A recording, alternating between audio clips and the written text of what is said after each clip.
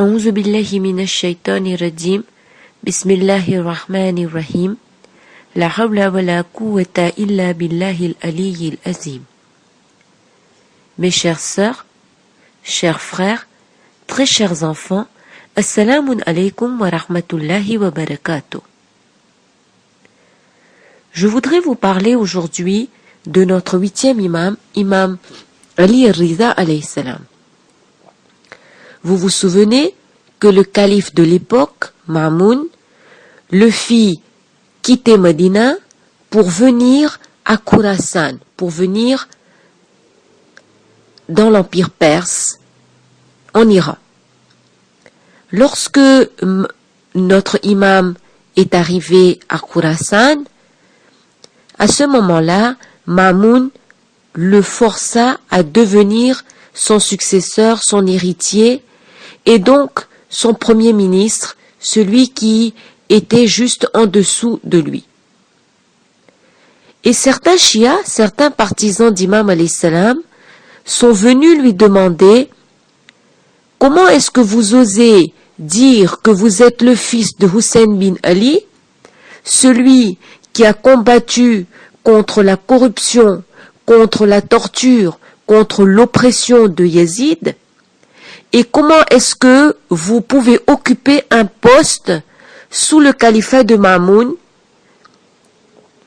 qui est bien connu pour son mauvais comportement, pour sa corruption, etc. » Vous savez, certains des chiites de notre 8e imam alayhi salam, ils se déclaraient être des adeptes, des partisans d'imam.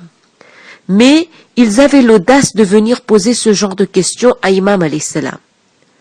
En réalité, ils étaient hypocrites. Et bien sûr, Imam alayhi salam, il avait une vision plus large qu'eux. À ce moment-là, Imam alayhi salam leur répondit. Il dit, est-ce que moi je peux vous poser une question?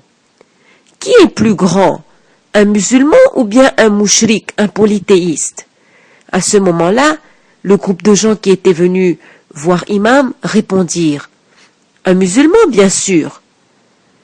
Alors, Imam continua, qui est plus grand? Un prophète ou bien un imam, un voici? Le groupe de gens répondit, un prophète bien sûr. À ce moment-là, Imam alayhi salam leur dit, et si je vous parle d'un prophète qui a occupé un poste politique sous un mouchrik, sous un polythéiste, que diriez-vous? Les gens étaient étonnés de cette réponse et ils dirent, ô imam, de qui parlez-vous? À ce moment-là, Imam dit, je parle de Nabi Youssouf alayhi salam. Le prophète Youssouf alayhi salam a occupé un poste politique sous le roi de l'époque, qui était polythéiste. Vous vous souvenez que lorsque le roi, le mari de Zuleyka, a fait un rêve étrange et qui ne savait pas interpréter son rêve, à ce moment-là, il demanda à tous les hommes qui l'entouraient de trouver quelqu'un qui puisse interpréter ce rêve. Et quand quelqu'un lui a dit « Je connais quelqu'un qui est en prison, que toi-même tu as mis en prison et qui est très doué dans l'interprétation des rêves », il dit « Allez lui demander » et à ce moment-là, cette personne va voir le prophète Youssouf alayhi salam et lui explique le rêve du roi et lui demande d'interpréter ce rêve.